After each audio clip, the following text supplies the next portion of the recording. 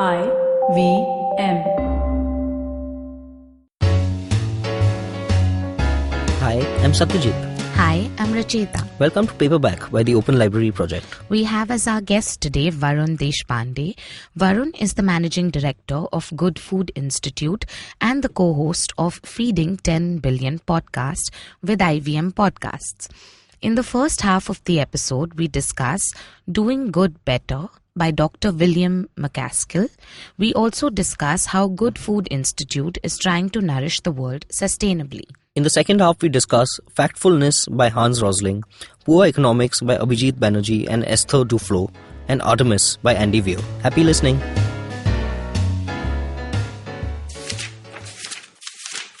Welcome to Paperback by the Open Library Project. I am your co-host Satyajit, otherwise known as Onion Knight in most food circles. I'm hosting this podcast with my co-founder at the Open Library Project, Rachita Sharma. Hi guys, my name is Rachita.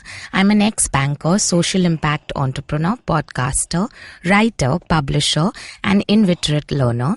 The Open Library Project is a curated library service which is offered to corporates on a subscription basis.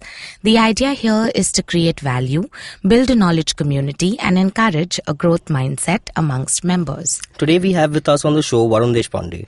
Varun Deshpande is the Managing Director at the Good Food Institute India, where he's focused on building the sector of plant-based and cultivated meat, eggs and dairy, a space which is taking off globally. Varun grew up in Mumbai, studied at Carnegie Mellon University and has a background in healthcare and technology. He's a firm believer in effective altruism, and we're going to talk about that on the show. He is also the co-host of the Feeding 10 Billion podcast on the IVM Podcast Network. Welcome to the show, Varun. Thank you, Satyajit. Thank you, Rachita, for having me. This is really exciting because, as we just discussed before we started the podcast, that Satyajit is also from the food industry. So we feel like there's going to be a lot of interesting conversations on this show. I'm excited to be here. I'm very excited. I listened to the first episode of your podcast and I got to say, really needed in these times because we need to be informed of the repercussions of our actions as consumers, first of all, and secondly we need to kind of take heed of the situation, how dire it is, and I think that's what you guys are doing so effectively on the show. I just heard one episode, but I think I'm looking forward to hearing the rest of it. And it's super informative, so that's great. Thank you so much. Yeah, I appreciate that. I mean, I think one of the things that consumers don't recognize necessarily is the impact that the food system has on our planet in terms of sustainability. And that's what we're going to cover over the episodes of Feeding 10 Billion. Amazing. Okay. So tell us a little bit about your background. How did you get into the Good Food Institute and what's your background and what did you study? So I grew up in Mumbai. My father's a cancer surgeon. So I've been thinking about healthcare, global health, those kinds of things my entire life. I went to study in the United States at Carnegie Mellon. I was studying chemical and biomedical engineering, but for some definition of studying, right? I wouldn't consider myself a very good engineer. And I was always distracted by kind of healthcare, entrepreneurialism, outside the classroom stuff. So I never ended up finishing the degree, which is a big, crazy woe to most people, especially because studying abroad is hard and it's expensive. Yes. Right? While I was there, I also got involved in this community called Effective Altruism, which is very related to the book that we're going to be talking about today. And I came back to India, started working with my father's hospital, was investigating setting up the Effective Altruism community in India. And when I was doing that, I got in touch with the Good Food Institute. They wanted to visit India and see if they could set up a team here. And at the end of that trip, they just offered me the job instead. Oh, wow. Amazing. That's amazing. Yeah. So what do they, primarily do in terms of, is it like, aid to the farmers, or is it just more clean eating habits? Like what is the main goal behind this? So at the Good Food Institute, our goal is very specific. We're focused on diversifying the global sources of protein away from animal agriculture specifically. So basically, we're focused on setting up alternatives to meat, eggs, and dairy that don't feel like replacements for consumers. And the reason for this is very simple. Meat, eggs, and dairy, that is animal agriculture, is a particularly bad area when it comes to sustainability, when it comes to global health, food security, etc. Right. So you mentioned farmers, right? Yeah. So we're growing all these crops. We're using something like 70% of all the agricultural land on earth to grow crops to feed them to animals, to eat a small portion of those animals as meat. Right. Yeah. It's a system that kind of makes no sense, especially in a country like India, where we have issues of food security, undernutrition, etc. So now what's happening internationally is you have companies and technologies that are coming through, which are giving us the option of just using those crops, processing them in different ways, getting you a meat substitute that doesn't feel like your grandfather's soy chop. Right?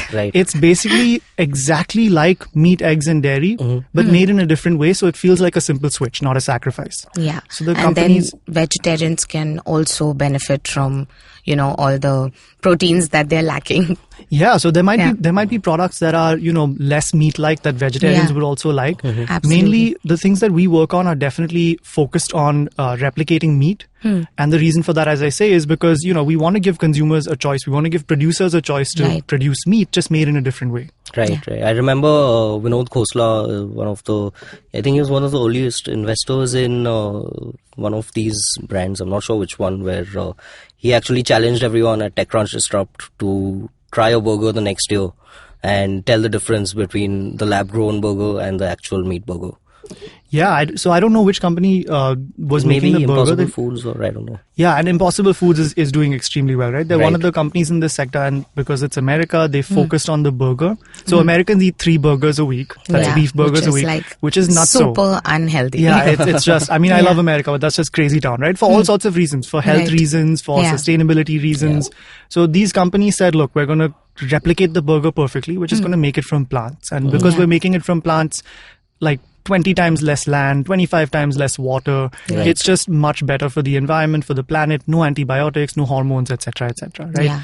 So and I think that's what they do.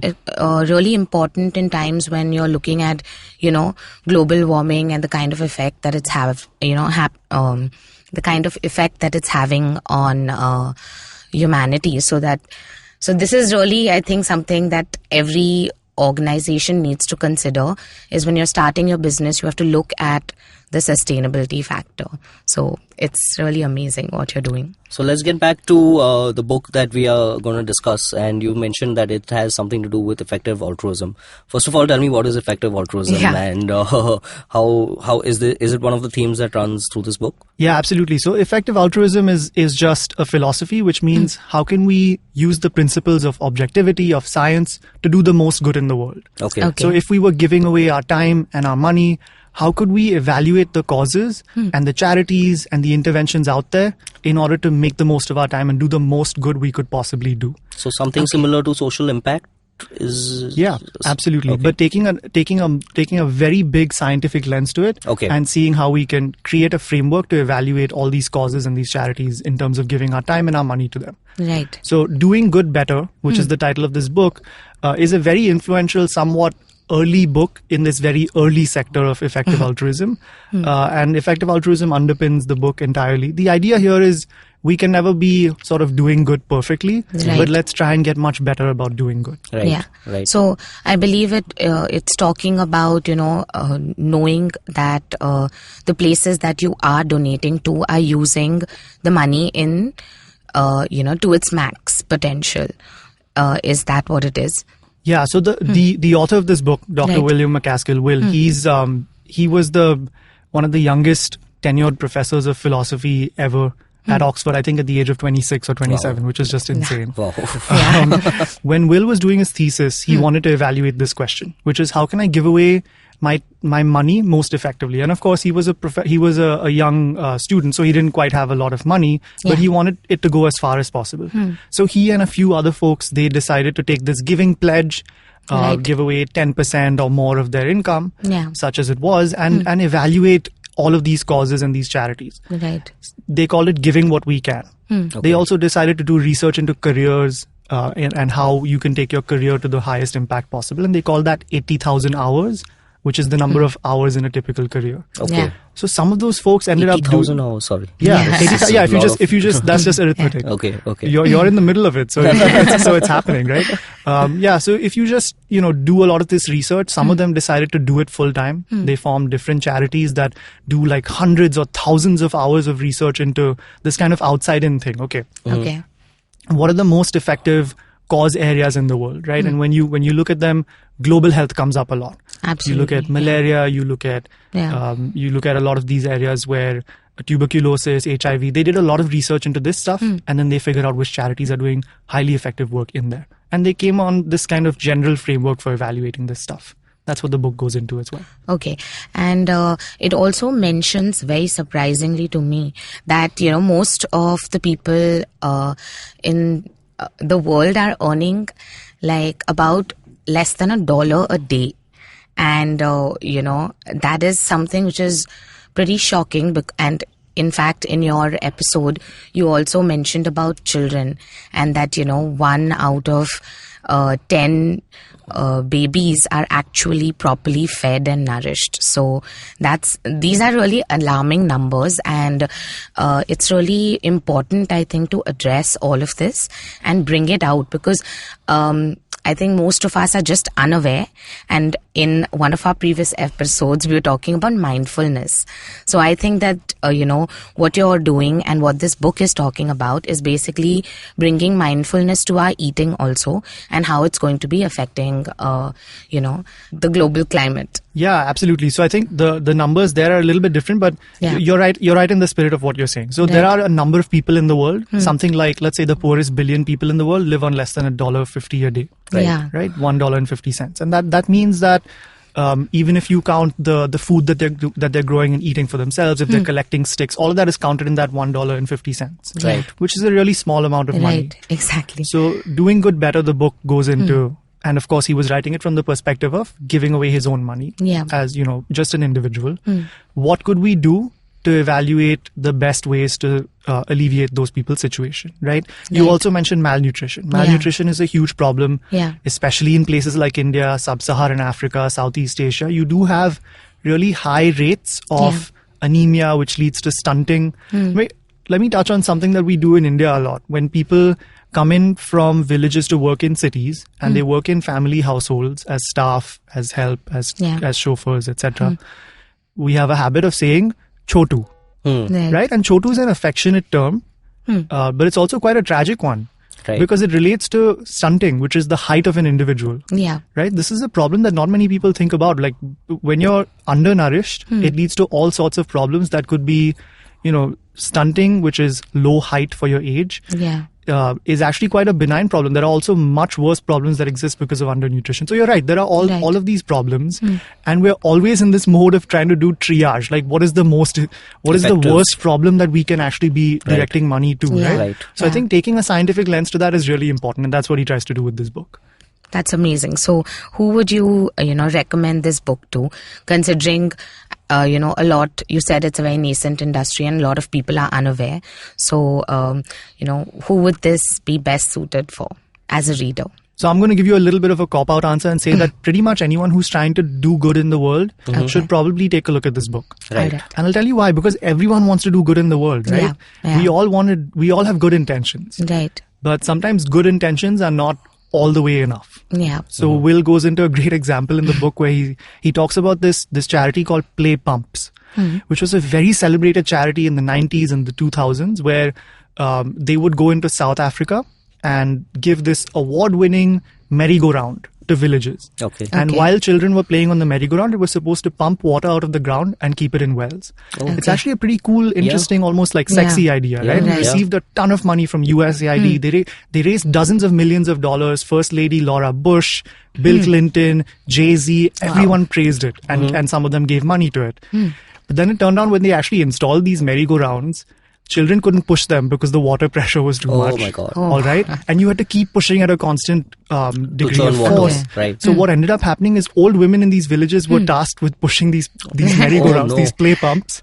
And it was just a really hard thing to do. Yeah. So, there are these famous photos of these graveyards of play pumps which are discarded, even though the whole enterprise cost dozens of millions of dollars. The point with this story that Will is trying to illustrate and I'm trying to illustrate now is that ideas that sound good, that sound sexy, and intentions that are good, all need to be evaluated. Right. Absolutely. Yeah. And that's, I think, one of the major points for us as well, because, there's a huge gap between providing people books to read and then actually getting them to read the book. So we feel that, a lot of our effort also depends on how you're going to get the reader to eventually, pick up a book and read it, as opposed to just setting up libraries at places. And, we discussed this in a previous podcast about Melinda Gates' book also, where she's talking about, providing schools to students. But while she was doing that, and while she was in the remotest villages of Bihar, she realized that a lot of the people a lot of the girls were not even allowed to go to school. And there were schools being set up for them. And for some or the other reason, their parents were keeping them back at home. So the problem was the mindset of the parents, and not just, getting a school made at that village. So I think a lot of the problem is getting that final loop to end, which is, getting people to actually benefit from what you're doing. Yeah, that's a really great example. I think this is one of the things that the Doing Good Better book goes into as well. When you evaluate some of these interventions, right? So like you mentioned, talking to girls' parents about sending them to school and the benefits of sending them to school, that they can earn money and they can provide for themselves and provide for you as a family. Yeah. If you compare that with giving girls free uniforms, or giving girls free textbooks, or giving parents a little bit of money to send their girls to school even. A lot of these things have been evaluated. It turns out that the best interventions, which in this case happened to be talking to the parents about the benefits, just doing that. Yeah. The best interventions are actually hundreds of times better than even the very good ones.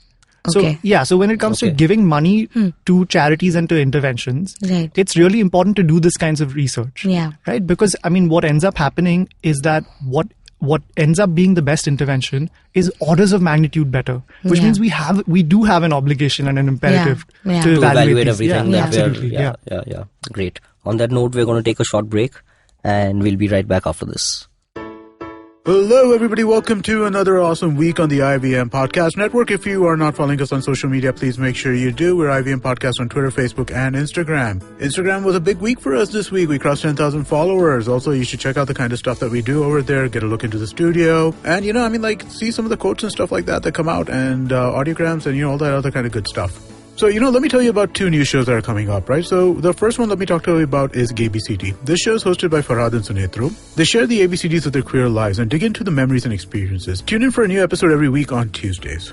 Another show we're really excited to bring you is called Feeding 10 Billion. This show is hosted by Good Food Institute's Varun Deshpande and Ramya Ramamurthy. They talk to experts in the food industry about rethinking protein and reimagining food systems in India. New episodes out every Tuesday for this show as well. Also, Simplified is completing 150 episodes. My God, I can't believe that we're already there. They need your help to celebrate this milestone. Send us theories, concepts, or questions that you have using the hashtag Simplified150 on Twitter, or send us a DM on Instagram. And Chuck, Naren, and Shrikesh will answer your questions on episode 150. On The Seen and the Unseen, Amit is in conversation with journalist and author Akshay Mukul. They deep dive into his book about the Gita Press. On Paisa Vaisa, Anupam is joined by founder and CEO of Markets Mojo, Dr. Mohit Batra. They talk about minimizing risks and maximizing returns and understanding investment behavior. On the Empowering series, Zarina is joined by celebrity fitness coach Bakr Nasser. He talks about the importance of exercising and how he started his own indoor cycling studio, Topspin. On Vartalab, Akash and Naveen talk to Tejinder Singh, the man behind the popular Insta handle Kamakha Photo Artist. On Golgappa, Trupti is joined by Monica Godbole, who shares her experience working on the set and how she found her passionate calling to creativity. On Puliyabazi, Saurabh and Pranay talked to Divyanshu Poddar, co-founder of Rocketeers, India's first solid fuel-powered model rocket kit manufacturer. On Kinetic Living, Coach Urmi shares a workout routine called Seated Twisted on Tabata Tuesdays, and on Thriving Thursdays, she highlights the benefit of nutrient-dense foods. And with that, let's get you on with your show. Welcome back, guys. We still have with us Varun Deshpande. Hey, Varun. Great conversation in the first half. Looking forward to the second half as well. Thank you, Satyajit. Glad to be here. Glad to have you here. Yeah, it's really awesome for me personally to be talking to someone who's doing so much what I consider essential and necessary work in the food sector, because being in the food sector for the past 5 years through my company GK Foods has kind of given me a real world reality check on what are the complexities of these systems that we have to deal with, especially in rural India. So what you're doing with the Feeding 10 Billion podcast is fantastic, man. I really appreciate that. Thank you so much. And yeah, you're totally right with your company and, everyone else who's working in the food ecosystem. They know the problems that we face. We talked offline a little bit about, the problem of farmers, Right. 40% of fruits and vegetables wasted in the supply chain in India. There's there's so many problems to target within that system. So I'm glad that we're, each doing our part in our way. Yeah, it's fantastic. And and we are coming back to the book that we're going to talk about is Factfulness by Hans Rosling. I personally am a huge fan of not only the books but his video presentations as well, which is, I've never seen anyone engage more with people with just numbers, right? That's what he does. And so tell us a little bit about how did you get this book, or was it suggested to you, or did you just happen to pick it up? So like you, I saw Professor Rosling's kind of rock star presentations. I think he's super famous for his kind of TED Talks and a lot of stuff that he does. It's amazing. Yeah, the book was actually published posthumously by I believe his son and his daughter-in-law. Okay. With whom he worked on the book, right? And the book is about his research over the preceding kind of 15 years so Hans Rosling is for some context, he's a co-founder of Doctors Without Borders. Right. So he has a really strong pedigree in global development. He worked in Africa for 20 years with different aid agencies, and he did a lot of research there. Yeah. And then he went back to Sweden, where he started teaching at I believe the Karolinska Institute, which is they give out the Nobel Prize for medicine. Okay. And then in his class on global development, he started asking questions of the students, like which of these countries do you think is better on indications of child mortality, and all of these questions, right? Yeah. And he found that people don't really know a lot about the world. Right. In fact, these students performed worse than a chimpanzee.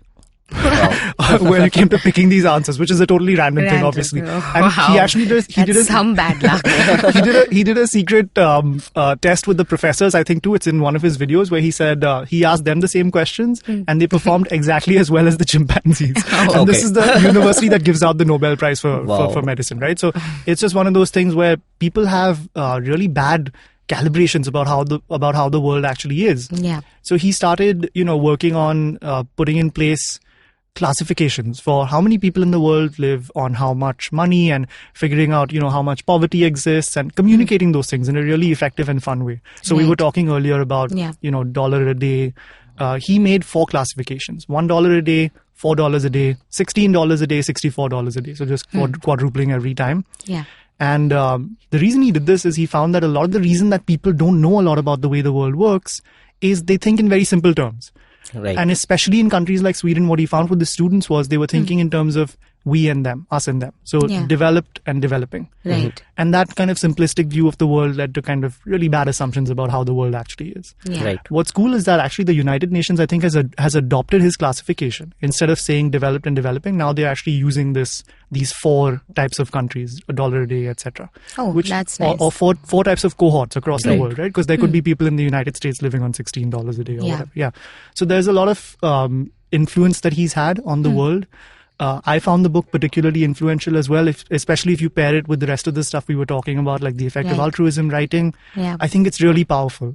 Just to know a little bit more about the world. He says a lot about how the world isn't as bad as most people think. Yeah. A lot of progress has been made. So many people that he polled thought that 50% of the world lives in extreme poverty, which is not true. Yeah. It's actually under 10%. Yeah, in fact, we've a lot of people have come out of poverty in the last couple of decades, which has been quite revolutionary considering how bad things were a couple of decades ago, right? Yeah. Even in India, where I saw a documentary recently on Netflix. It's called The Pursuit, and it kind of deals with they went into Dharavi and they spoke about 30 years back in Dharavi, and they spoke about it now, and they're kind of trying to figure out what is the meaning, how are people happy, are people more happy in Denmark, or are people as happy in Dharavi, right? And it's a very interesting documentary. So Dharavi is set up as small scale industries now, and people are much better off than they were 30 years back. It's as clear a sign of progress as you can see, in over the last few decades. So, and even though it's like the largest slum, there's no one really begging in Dharavi. Everybody is, an doing entrepreneur something of their own. Exactly. It's like I will make my ends meet by doing what I need to, which is doing whatever it is. Yeah, like they have their small scale businesses selling reused oil or buying diyas, and it's quite interesting. Amazing actually. to even it puts it in a whole new context. Even *Sapiens*, the book, in fact, by Yuval Noah Harari, it put a lot of things in the right context. That hey, things aren't as bad as they used to be maybe 200 years ago, where everyone was like uncivilized and you could be murdered for your gold that you had at whatever it was, right? Or maybe 500 years ago. So we've moved quite a bit, and we are moving quite fast towards what we need to adopt as a new world system, I guess. Like, we need a new way of doing things with the technologies we have available. So I think we all need to, the whole ecosystem needs to reconsider what's possible now, because, and also like the youth, right? The youth they have a conscience, and for the first time it's like they are not budging on some things as far as sustainability, climate change, these kind of things which are going to affect them in the future. There's a lot of youth driven movements to and a lot of the young entrepreneurs adopt these systems into their business straight away. It's not even a thought for them. So progressive times as far as we're progressing, but maybe we aren't able to see it because we're in the middle of it. And, just exactly in context to *Sapiens*, what you were mentioning earlier about we need to change our perspective on, how we should be consuming food and the impacts of it. It's very identical to what Yuval Noah Harari thinks, which is that we should be teaching, educating our children on how to think and not what to think, because times are changing so frequently now that the development is within a 10-year frame. So if you're going to teach them a certain set way of doing things, that's not going to help. But if you teach them just how to think, then they'll be able to adapt better to the changing times and technology, etc. So I think the book is very, very much in sync with what you do. *Sapiens* would have been on my list, except I would have guessed that someone already did it. We've done it multiple times. I'm sure. And I love *Sapiens*. I mean, the major thing I love about *Sapiens* is that it talks about this kind of imagined order, right? Like, we don't have to do things the way we've always done them. Right. Which a lot of people, it takes a while to get out of that mindset. So back to what you were talking about, Satyajit, the default state of humanity has been like this $1 a day, $2 a day for most of history, right? Yes. We've broken out of it in the last centuries, in the last decades especially, and you're exactly right. I mean, the work that's been done in terms of establishing rule of law, private property, free trade, it's done a lot to reduce global poverty, and now we just have to take an objective lens to it, analyze why what's happened has been great for the world, figure out how we can further that, and then figure out on the margin, if you and I are, let's say, donating our time and money, how can we do it in the most effective ways? I really like Hans Rosling's book, Factfulness, for this, because it gives us this perspective that, look, you don't have to be super pessimistic. It's entirely possible that the world is moving in the right direction. It's possible to change the world because it has been changing. And then with Will MacAskill's book, Doing Good Better, I think the perspective he brings is you can marry your heart and your head. You can bring a lot of kind of brain power to the idea of doing good, and you can scratch that empathic itch while also being objective about it, which is great. That's great. That's fantastic. That's very well put. Great. The next book we're moving on to is Poor Economics. This book is by Abhijit Banerjee and Esther Duflo. So tell us a little bit about this book. So this book is kind of taking the effective altruism mindset of evaluation and really putting it into practice. And a lot of what I'm describing sounds like common sense now, which is like, let's just evaluate the effects of these charity programs that are out there. Honestly, it's been a bit of a radical idea up until like a couple of decades ago. So Esther Duflo and Abhijit Banerjee, who are fantastic professors of economics at MIT, they set in place, along with some of their colleagues, a lot of the practices for evaluating social programs.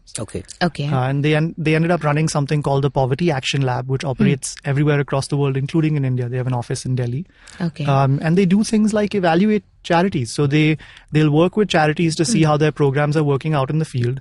They'll do what's known as randomized evaluations, which is this very kind of scientific, statistical evaluation of a program. And they'll end up being able to build evidence for or against a certain program, so we know what to scale, like what to scale up, what to pump more money into. Because as I said at the beginning of the conversation, we're always doing triage. We always have to choose between different programs. So it makes sense that they're doing this, which is great. So what I was really keen to know was that, do any of these evaluations include the opinions of the people who are actually, targeted? What I mean is that, if there is a certain program for poverty, are they actually going and speaking to poor people about, do you feel the difference? Because I was watching a documentary recently, which was by Chelsea Handler about... I also have a similar thought on what you're going to say. Yeah. So, she says that if you really want to... So she's talking about the problem of black and white that's been... the longest lasting battle in the US. And she's talking about that, white people should be asked about white people's problems, because, we are always going and asking black people that, do you feel discriminated and do you feel this? But it's really a white person's problem if they're not able to see through, what... that nothing has really changed.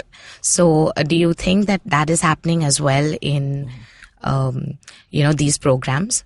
Yeah, so actually poor economics goes into this a lot, right? Like getting the input of the beneficiary is central to any social program. It doesn't make sense to do anything unless the beneficiary's perspective is taken into account. Yeah. So I'll give you an example, like within this whole effective altruism community and all the charities that are evaluated and all that, there's one called Give Directly, which does exactly that. So they take money and they give it directly to people, to poor people. So they'll do research on, the poorest 1,000 people in a village, and they'll give them money and they'll regularly follow up with them on, hey, was this useful to you? What did you end up spending it on? Okay. And this is actually, it's an intervention called unconditional cash transfers, right? Okay. So like, I'm not telling you, hey, get a job, here's money. I'm just saying, here's money. Right. What people tend to spend this money on, when you follow up with them, you find out they tend to spend it on switching their thatched roof to a tin roof. Okay. They tend to spend it on buying livestock, which gives them a little bit of money when they sell the milk or the eggs in the market. Right. So like, it's a really wholesome kind of beneficiary input approach. The opposite of what we would call a paternalistic approach, where you're telling people what to do. Yeah. And it's just one of those things where it has to be at the center of everything. And the book Poor Economics goes into this. Okay. Nice. Awesome. So this book, who would you recommend this book to? It's more technical. So if you're trying to get into the field as a professional of development, if you want to work for an organization like JPAL, for example, the Poverty Action Lab I just mentioned, that's run by people like Esther Duflo and Abhijit Banerjee, this book is for you. So it goes into the issues of poor people in places like India, the interventions, the evaluations that are underway. It's more of a technical book, but it's an enjoyable read nonetheless. Yeah. The point I was trying to make earlier is that it's just a point in my mind. Basically, like how white people don't know about white privilege because they've never asked themselves the question. Even we, for the first time, are questioning our human privilege on such a global scale. Especially the young people are making us question our actions, everyday actions, as we take as, founders of organizations, as we take as individuals. And I just think the more information we have about how we can kind of address or what the problem is and why that is a problem, that will help humans understand on a much greater scale. Yeah. That's a great point. I totally agree. And I think one of the things to really take into account here is that if you can measure something, you can manage it. So like if you're trying to get more information about a problem, inevitably you're going to get better at least thinking about the solutions to that problem. And that's really the principles that underpin a lot of these books. And then the second thing you said, which I want to address, is this movement for sustainability in general, right? Sustainability, climate change, these are really hard things to do. I mean, if you compare them with global health, which is what we've been talking about a lot in this conversation, they're not as cost-effective solutions to sustainability as there are for global health, right? So a lot of those things we talked about, it takes like $4.50 to get an insecticide-treated bed net to someone in sub-Saharan Africa so they don't get malaria. right? Right. Like that's, so when you add that up, the cost of saving a life works out to be roughly $3,500 or $4,000 based on the research that's been done. Okay. It's actually super effective and cost effective if you consider that rich countries like the US will spend something like $7 million on saving a life. Right? But when you consider climate change and sustainability, these are such hard problems to solve. We have to set in place whole systems, change whole systems like Satyajit, the food system that you were talking about, the energy system, the transportation system. These are harder problems to solve. But the thing that gives me really, really great optimism about this is the movement in favor of it, especially among young people. Oh, definitely. There's a start. Revolutions are the locomotives of time. Yeah, that's how we have always progressed through time as the human species. So, I consider myself I am a millennial, but I have a younger brother who's almost a decade younger to me. His friends and it's unbelievable, like what these kids come up with. Unbelievable. I, just being 10 years older, I'm unable to fathom sometimes the way their minds are thinking. So it's very hopeful. I don't know, everyone seems pessimistic, but I always have a very hopeful view of things. Maybe because I kind of saw how technology evolved over time, and that kind of gave me a good perspective. Right. Great. So the next book we're talking about is, then this is the last book, was we were running a little short of time. It's Artemis by Andy Weir. So tell us a little bit about this book, Varun. So I haven't had a chance to read a lot of fiction in the last couple of years, but I just wanted to include this because it's a really cool sci-fi book. Andy Weir is the guy who wrote The Martian. Right. Actually, he self-published The Martian when he first wrote it, by the way, before it was picked up for wider release. So he's really something of a sleeper star. Okay. And this book, which is Artemis, is about a moon colony. All right. So what does it look like to have a colony on the moon? Who lives there? The character intrigue and the drama associated with it. But the fascinating stuff to me is always like the sci-fi, the world building. Like what does the economy on the moon look like? What is their trade? What are their immigration policies between the moon and the earth? Like that kind of stuff is so fascinating, right? Yeah. Amazing. What did you think of Chandrayaan and the whole ISRO attempt for moon landing? Yeah, I mean, it's totally tragic that they weren't able to do it exactly the way that it was designed to succeed. But science is really, really hard. Yeah. And I mean, kudos to them for everything they're doing. ISRO is like a shining star for India. I mean, the kind of work that they do is fantastic. And, I mean, in terms of the investment that it takes to do something at a place like ISRO, I would say is genuinely, decent value for money in terms of, I mean, sometimes you're going to compare them to these global health problems and global poverty problems. I know this is something that gets discussed all the time. Why don't we install more toilets? Yeah. But I mean, I think this kind of really far-reaching scientific advancement is also necessary, of course. I mean, we wouldn't have the television, we wouldn't have radio waves, we wouldn't have any number of things that are central to life today if we didn't have this kind of work going on in places like NASA. So why shouldn't India be at the forefront of it as well? Absolutely. And since you spoke about science fiction, I'm just wondering, like, do you watch Star Trek at all? Like, were you influenced at all? Because I, being a fan myself I'm a fan of the show just because of the world it's built. Like, it's a completely different world that we live in now, and the kind of 24th century, the universe that they built, especially with the next generation of Star Trek, was phenomenal. It had a huge impact on my life. So, what about you? Yeah, absolutely. I mean, I think Gene Roddenberry, the guy who conceived of and directed, he's just a genius. The kind of just the world building and the philosophy behind it. It's amazing, right? It's something definitely to strive for, right, in terms of an ideal society. That if you want to try and build a utopian society, or how, they solved all the problems of the earth, they address it in, they don't address any of the problems, anything directly. It's always in, it's the subtext of the episode, or, in the background is going on of how earth actually solved its problems in the 22nd century. Amazing, right? Super cool and super influential. Yeah, great. I just, through the conversation, I was wondering in the beginning of the episode, I just thought I'll ask you. Great. So tell us where we can find you on social media and where people can reach out to you, especially people from the food ecosystem who would definitely need advice and guidance from the Good Food Institute. So where can we reach you? So I would say go to our website, www.gfi.org. That's Good Food Institute.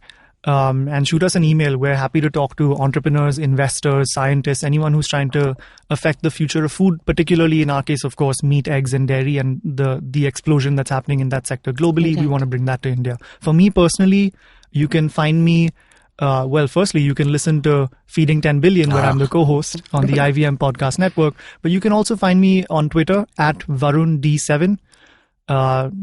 Reach out to me. I would love to chat. Fantastic. It was great having you on the show. Likewise. And best of luck for your podcast. And we really hope that it makes the difference that it intends to do.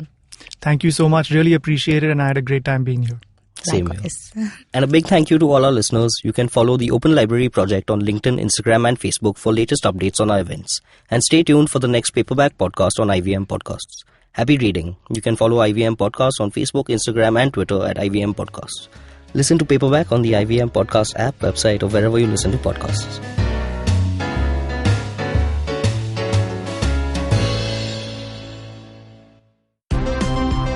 Look! Up in the internet! It's a meme! No! It's a cat video! No! It's the Geek Fruit Podcast! That's right, we interrupt this riveting broadcast to tell you about our show, the Geek Fruit Podcast, where Tejas, Dinkar, and I, Jishnu, talk about everything in pop culture, including DC, Marvel, Star Wars, Netflix, and everything in between. You know how your friends hate it when you ramble about some nerdy crap and you just want somebody to listen to you? Well, sorry, there's nothing we can do about that, but come listen to us ramble and it'll almost be like the real thing. Kind of. Listen to new episodes of the Geek Fruit Podcast every Monday and the Geek Fruit Bulletin every Thursday on iTunes, Google Podcasts, the IVM app, or wherever you listen to podcasts. Happy listening, you nerds.